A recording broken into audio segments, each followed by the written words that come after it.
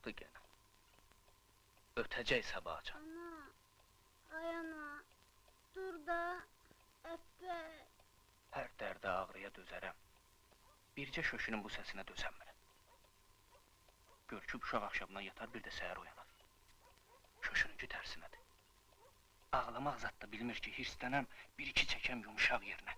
Ürəyim soyuya.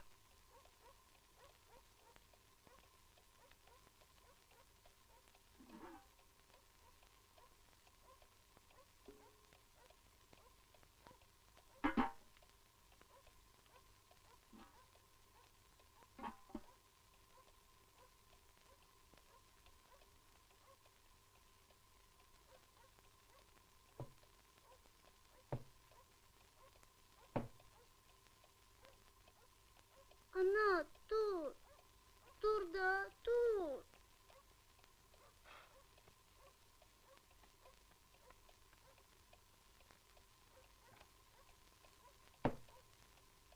Al, ye, tıxışdır. Görürsən nə qədərdir? Davanın axırınacan çatar hamımıza.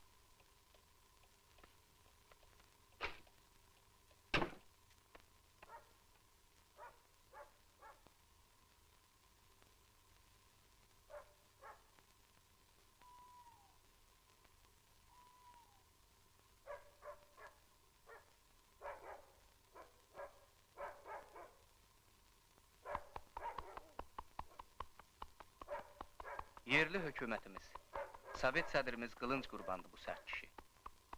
Nə qədər sərt olsa da, hörməti nə Cəbrəldən əskiydi, nə də ağsaqqalımızda.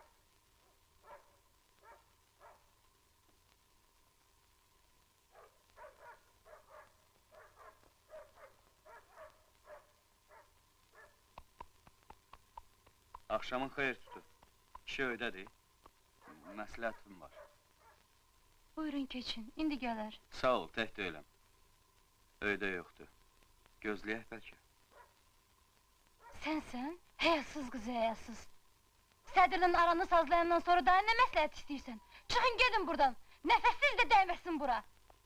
Yanına məsləhətə gəlirlər, bir söz demirsən bana. Hər sözü demək olmur, ay qurban. Niyə?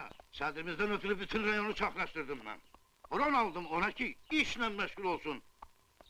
Namus qeyrət üçün saxladım onu, qeyrətsizlik üçün yox. Əvvəllər zəhmin vardı cəmaatın üstə. Ona görə də hər şey öz qaydasındaydı. Dava başlayalı aləm qarışıb bir-birinə. Evlər başsız, kontrol yox. Cəmaat körlanır. Bir mən bilirəm necə körlanır. İblis peyda olur cəmaatın içindən. Hə?